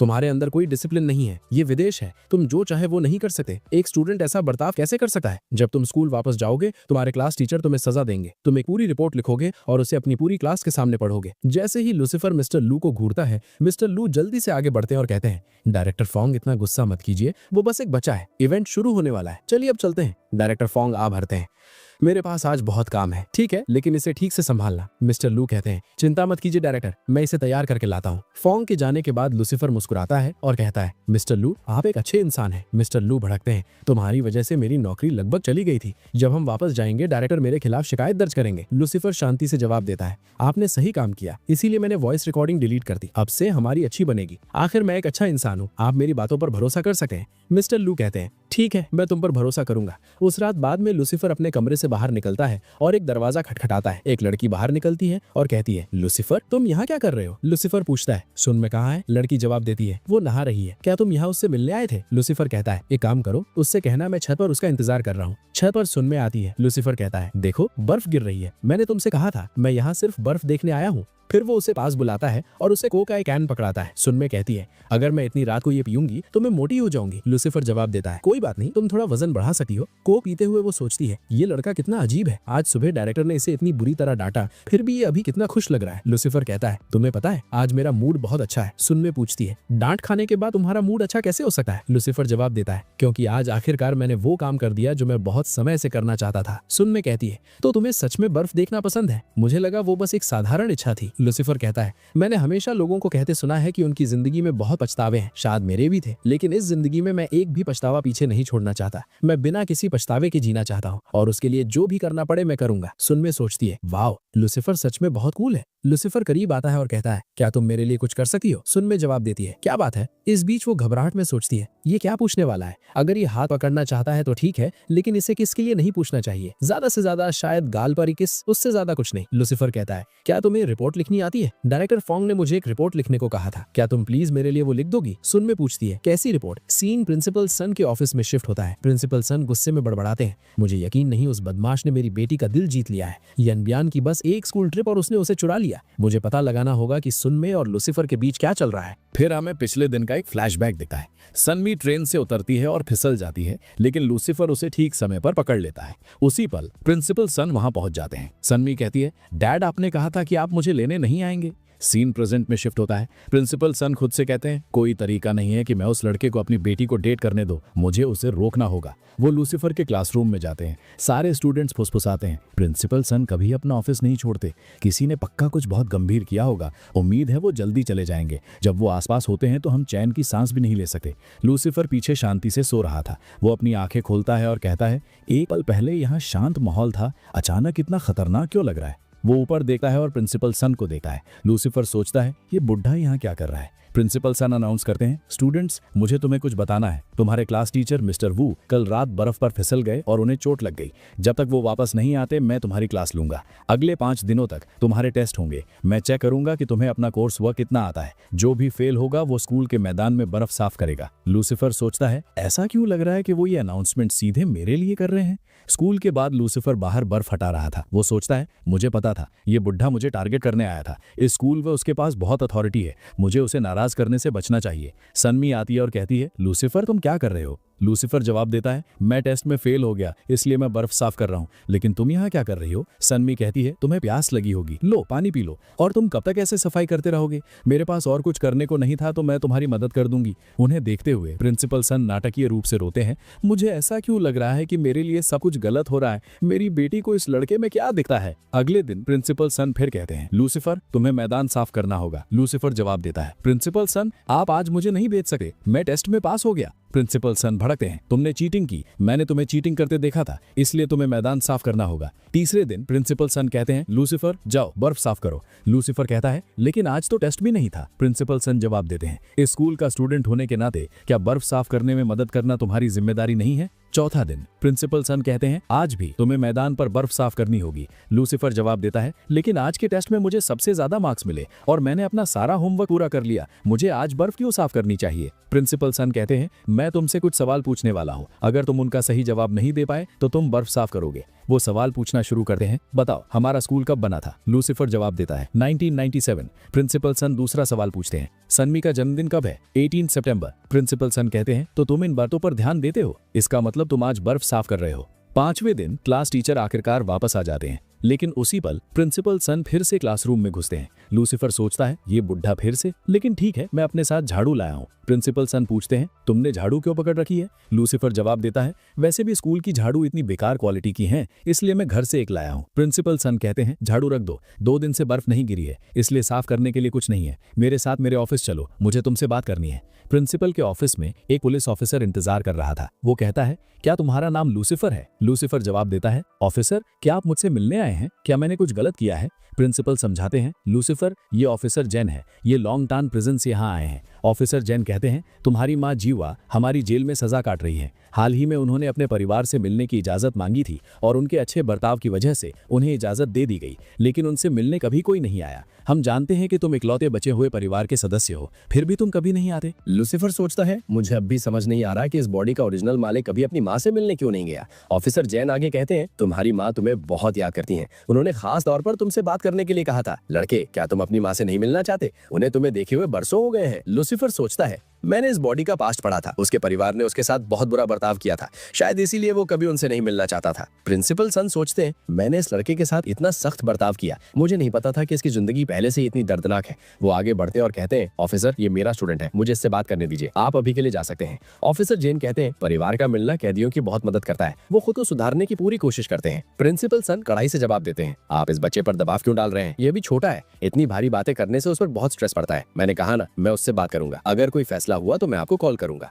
ऑफिसर जैन सर हिलाते हैं और चले जाते हैं। लूसीफर सोचता है, तो इस बुढ़े का दिल असल में अच्छा है। ऑफिसर के जाने के बाद प्रिंसिपल सन लूसीफर के बगल में बैठते और कहते हैं, मैंने तुम्हारे स्कूल रिकॉर्ड्स पढ़े, अब मुझे सब पता है, तुम्हारे परिवार में क्या हुआ, तुम्हारी माँ और बाकियों ने तुम्हारे साथ क्या किया। मुझे नहीं पता था कि तुम्हारी जिंदगी इतनी मुश्किल थी, लेकिन ध्यान से सुनो, तुम बहुत समझदार बच्चे हो। तुम अपनी माँ से मिलना चाहते हो या नहीं, ये फैसला पूरी तरह तुम्हारा है। खुद पर दबाव मत डालो, अपनी जिंदगी आजादी से जियो। और हाँ, बहुत देर हो गई है, घर पर तुम्हारे लिए खाना बनाने वाला कोई नहीं है ना, मेरे साथ चलो, हम साथ में डिनर करें। करेंगे।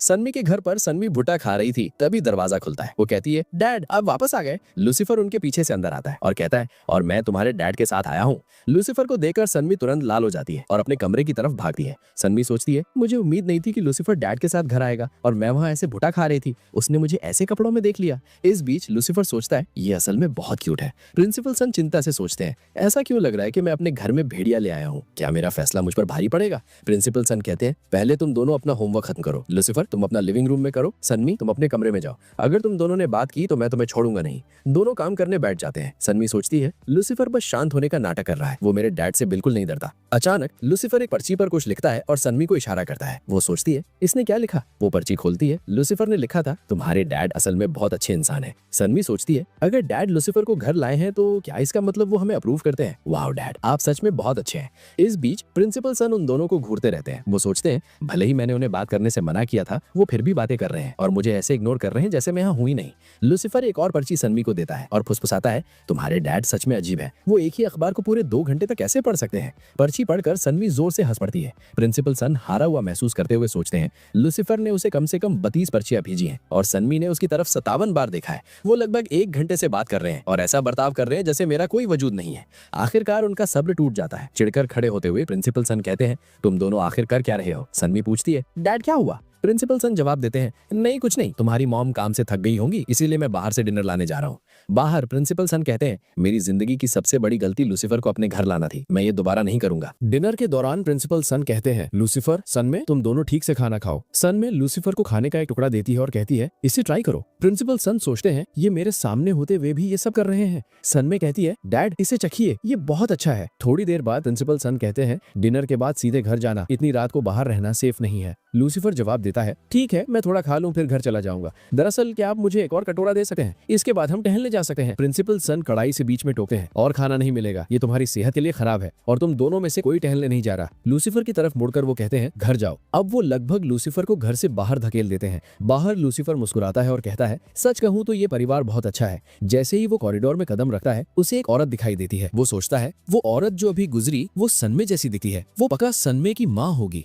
फिर लूसीफर को एक कार में सिगार दिखाई देता है। वो सोचता है, इस सिगार की खुशबू बिल्कुल वैसी है जैसी सनमे की माँ से आ रही थी। आखिर इस परिवार में चल क्या रहा है? मंडे सुबह लूसीफर पीसी कैफे में गेम खेल रहा था, तभी प्रिंसिपल सन वहाँ आते हैं और चिल्लाते हैं, तुमने आज स्कूल स्किप क्यों किया? मैं तुम्हें हर जगह ढूंढ रहा था। लूसीफर शांति से कहता है, प्रिंसिपल सन, आपको मुझे इतना सीरियस नहीं लेना चाहिए। आइए बैठिए, साथ में स्मोक करते हैं। प्रिंसिपल सन उसे डांटते हैं, तुमने ये अजीब आदतें कहाँ से सीखी? लूसीफर कहता है, रुको, मैं आपके लिए आपकी सिगरेट जला देता हूँ। प्रिंसिपल सन उससे छीन लेते हैं और कहते हैं, ये तुम्हारे लिए अच्छा नहीं है। आजकल बच्चे कूल दिखने के लिए ये बकवास चीजें करते हैं, बाद में जब तुम पीछे मुड़कर देखोगे तुम्हें एहसास होगा कि तुमने अपनी जिंदगी बर्बाद कर ली। मैं जानता हूँ तुम्हारी जिंदगी मुश्किल रही है, तुम लोगों से दूर भागते हो, तुम चिड़चिड़े हो, लेकिन लूसीफर तुम कब तक पास्ट में जीते रहोगे? क्या तुम्हारे पास अपने फ्यूचर के लिए कोई प्लान है? लूसीफर जवाब देता है, मैंने अभी तक फ्यूचर के किसी प्लान के बारे में नहीं सोचा है। प्रिंसिपल सन कहते हैं, तुम बड़े हो रहे हो, अगर तुम ऐसे ही वक्त बर्बाद करोगे तो तुम क्या बनोगे? समाज बहुत कठोर है, अगर तुम कदम से कदम मिलाकर नहीं चल सके तो वो तुम्हें बाहर फेंक देगा। मैं नहीं चाहता कि तुम एक बेकार अपराधी बन जाओ, तुम एक अच्छे बच्चे हो और मैं चाहता हूँ कि तुम एक अच्छी जिंदगी जियो। लूसीफर कहता है, आप मुझे गलत समझ रहे हैं, मैं गैंगस्टर नहीं बनने वाला,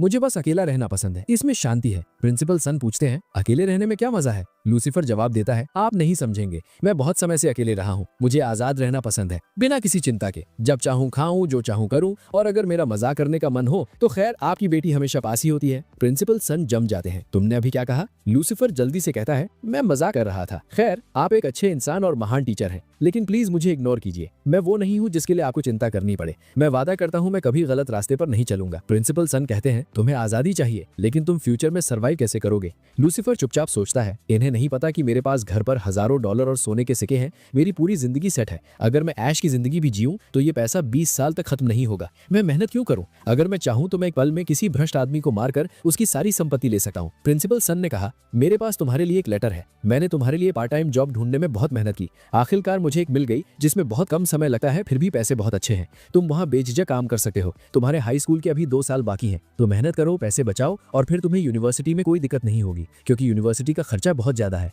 लूसीफर ने जवाब दिया, प्रिंसिपल सन, क्या किसी ने आपसे कभी कहा है कि आप एक पागल इंसान हैं? अंदर ही अंदर लूसीफर सोच रहा था, अगले 20 सालों में इनके जैसे नेक दिल लोग समाज से गायब हो जाएंगे। इन्हें पता भी नहीं कि मैं असल में कौन हूँ, फिर भी ये मेरे साथ ऐसा बर्ताव करते हैं जैसे मैं इनका अपना बेटा हूँ। प्रिंसिपल सन ने कहा, कभी कभी तुम इतनी अजीब बातें करते हो कि मुझे बिल्कुल समझ नहीं आता। खैर, आज दोपहर मेरी क्लास है तो मुझे जाना होगा और बिना मुझे बताए दोबारा क्लासेस स्किप मत करना। बाद में शाम को लूसीफर ने कहा, पूरे दिन गेमिंग करने के बाद मैं थक गया हूँ। सच में कुछ ना करना कितना बड़ा वरदान है। लेकिन प्रिंसिपल सन, मुझे माफ करना, मैं कल भी स्कूल नहीं जाऊंगा। मैं इस बॉडी की माँ से मिलने जेल जा रहा हूँ और ये पता लगाऊंगा कि वो मुझसे क्यों मिलना चाहती है। अगले दिन लॉन्ग टैन प्रिजन में गेट पर लूसीफर ने कहा, हेलो, मेरा नाम लूसीफर है, मैं आपकी एक कैदी से मिलने आया हूँ। अंदर एक गार्ड ने जीवा को बताया, कैदी जीवा, तुम्हारा बेटा तुमसे मिलने आया है। जीवा रोने लगी। लूसीफर, तुम कैसे हो? मुझे पता है तुम मुझसे नफरत करते हो, इसीलिए तुम कभी मुझसे मिलने नहीं आए। लूसीफर ने शांति से कहा, किसने कहा मैं आपसे नफरत करता हूँ? मुझे आपसे कोई निजी दुश्मनी नहीं है, प्लीज शांत हो जाइए। जीवा ने पूछा, क्या तुम सच कह रहे हो? मैंने जो कुछ भी बुरा किया उसके बाद भी तुम मुझसे नफरत नहीं करते? लूसीफर ने जवाब दिया, मैं समझता हूँ आपकी अपनी जिंदगी थी,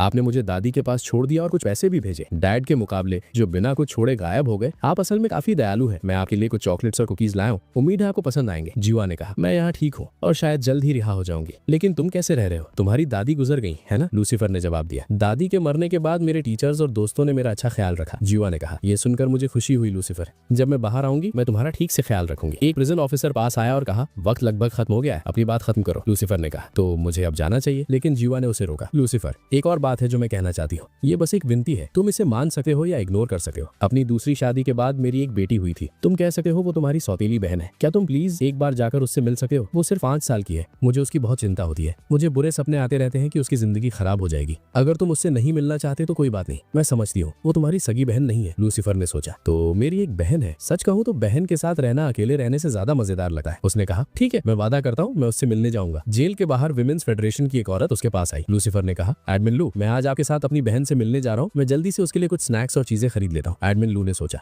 ये घमंडी दिखता है लेकिन असल में बहुत नेक दिल है। एडमिन लू ने कहा, मैं तुम्हारी बहन से कई बार मिली हूँ, वो सच में बहुत प्यारी है। जब उसके पेरेंट्स अचानक जेल चले गए, उनके पास ज्यादा पैसे नहीं बचे थे, तो पड़ोस की कमेटी ने उसकी देखभाल करने का फैसला किया। हर महीने कमेटी उसके लिए पैसे जमा करती है ताकि उसे खाने या रहने के खर्चे में कोई दिक्कत ना हो। पैसा उसके अंकल के अकाउंट में जाता है, वही अब उसकी देखभाल कर रहे हैं। लूसीफर ने कहा, शुक्रिया कि आपने उसकी देखभाल की जब उसका कोई परिवार नहीं बचा था। अंदर ही अंदर उसने सोचा, तो जीवा का पति जेल चला गया और अब उसका भाई मेरी बहन को पाल रहा है। सच में उसकी जिंदगी शायद इस बॉडी की जिंदगी से काफी बेहतर होगी। अगर कम्युनिटी उसके लिए फंड जमा कर रही है तो मुझे उनकी तारीफ करनी होगी। रूम नंबर 602 पर एक औरत ने दरवाजा खोला। एडमिन लू, स्वागत है। एडमिन लू ने कहा, ये अंकल गू है और ये आंट फोंग है। अंकल गू बच्ची के अंकल है और ये लूसीफर है। अंकल गू ने कहा, लूसीफर तुम कौन हो? मैंने तुम्हें पहचाना नहीं। लूसीफर ने विनम्रता से कहा, परेशान करने के लिए माफी चाहता हूँ, मैं यहाँ अपनी बहन से मिलने आया हूँ, मैं जीवा का बेटा हूँ। अंकल गू ने कहा, ओह तो ये बात है, अंदर आ जाओ, बैठो। मैं अपनी पत्नी से कहूंगा कि तुम्हारी बहन को बाहर ले आए, वो बहुत शर्मीली है, वो आमतौर पर अपने कमरे में ही रहती है। आंट फोंग ने आवाज लगाई, फ्रेया तुम्हारा बड़ा भाई यहाँ आया है, उन्हें भाई बुलाओ। छोटी लड़की ने झांक कर देखा और धीरे से कहा, हेलो भाई, आप कैसे हैं? अंकल गू ने कहा, बच्चों को पालना मुश्किल होता है, खासकर शर्मीले बच्चों को जो मुश्किल से बात करते हैं। आंट फोंग ने जोड़ा,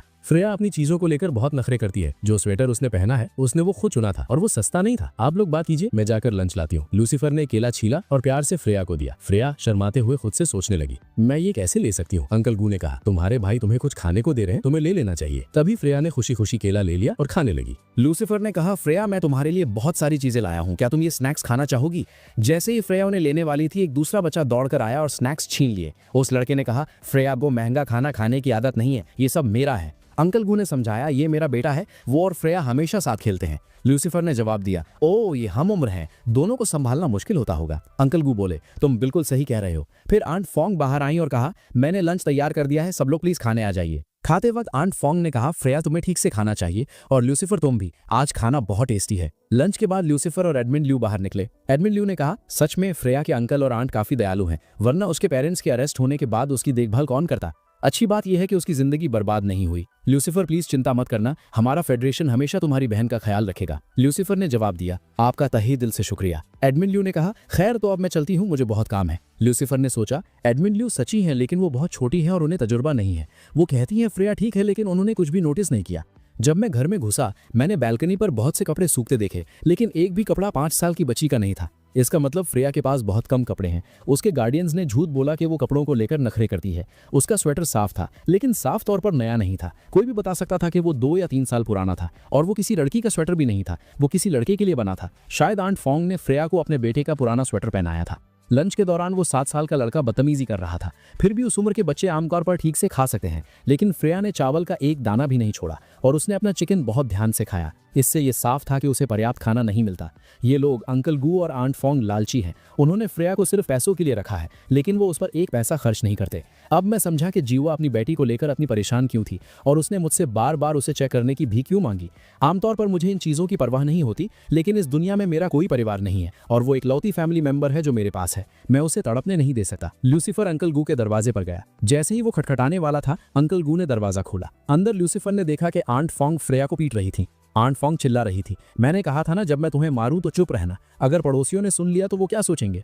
मैंने तुम्हें बर्तन धोने को कहा था, लेकिन तुमने कटोरा तोड़ दिया। हमें तुम्हें पालने के लिए हजारों डॉलर नहीं मिलते, हमें सिर्फ $200 मिलते हैं, और अब तुम चीजें तोड़ रही हो और हमारा नुकसान करवा रही हो। अंकल गू ने लूसीफर को देखा और भड़के, लड़के तुम यहाँ क्या कर रहे हो? लूसीफर ने गुस्से में कहा, तुम्हारी मेरी बहन पर हाथ उठाने की हिम्मत कैसे हुई? उसने अंकल गू को लात मारी। लूसीफर ने आगे कहा, तुम पहले अच्छे बनने का नाटक कर रहे थे, लेकिन जैसे ही हम गए तुम उसे पीटने लगे। आंट फोंग आगे बढ़ी, तुम्हारी मेरे पति को मारने की हिम्मत कैसे हुई? लूसीफर ने ठंडेपन से कहा, रास्ते से हट जाओ वरना मैं तुम्हें भी नहीं छोड़ूंगा।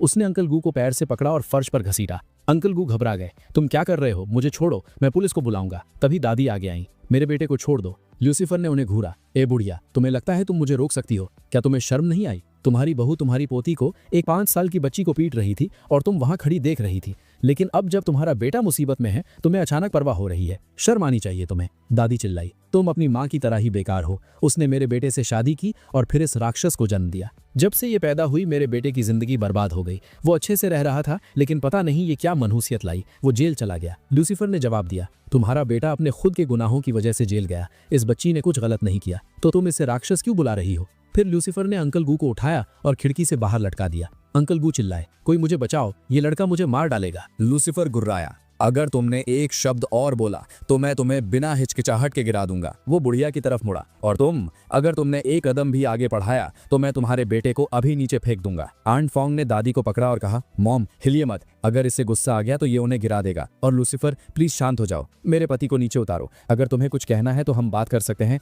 और इसे शांति से सुलझा सकते हैं। लूसीफर ने कहा, आखिरकार तुम लोग इंसानों की तरह बात करने को तैयार हुए। गुड, तो मैं ताकत का इस्तेमाल नहीं करूंगा। उसने अंकल गू को वापस कमरे में फेंक दिया। दादी चिल्लाई, बेटा क्या तुम ठीक हो? और तुम लड़के, अगर तुम्हें थोड़ी भी हिम्मत है तो यहीं रुको, मैं पुलिस को बुला रही हूँ। आंट फोंग ने जोड़ा, हाँ, हम तुम्हें भी तुम्हारी माँ की तरह जेल भेज देंगे। लूसीफर मुस्कुराया, अंकल आपकी माँ और बीवी में सच में हिम्मत है। आपको खिड़की से बाहर लटका हुआ देखने के बाद भी उन्हें अभी तक एहसास नहीं हुआ है कि मैं असल में कितना ताकतवर हूँ। अंकल गू रोए, तुम दोनों क्या कर रही हो? मरने वाला मैं हूँ। लूसीफर प्लीज शांत हो जाओ, तुम हमारे लिए परिवार के सदस्य जैसे हो। लूसीफर ने जवाब दिया, तुम ये सब बहुत देर से कह रहे हो। वो किचन में गया और एक चाकू उठा लिया। दादी चीखी, अगर तुम मेरे बेटे को मारना चाहते हो तो तुम्हें पहले मुझे मारना होगा। लूसीफर ने ठंडेपन से कहा, तुम किस्मत वाली हो, मेरा आज किसी को मारने का मूड नहीं है, लेकिन अगर तुम लोगों ने अपना घिनौना बर्ताव बंद नहीं किया तो मैं इस घर में किसी को मार दूंगा। आंट फोंग चिल्लाई, अगर तुमने कुछ भी किया तो पुलिस तुम्हें अरेस्ट कर लेगी। लूसीफर ने जवाब दिया, मैं अभी नाबालिग हूँ, अगर मैं तुम सबको मार भी दूं तो मैं 2 या 3 साल में बाहर आ जाऊंगा, तो मुझे आजमाना मत, मैं तुम्हें मार सकता हूँ।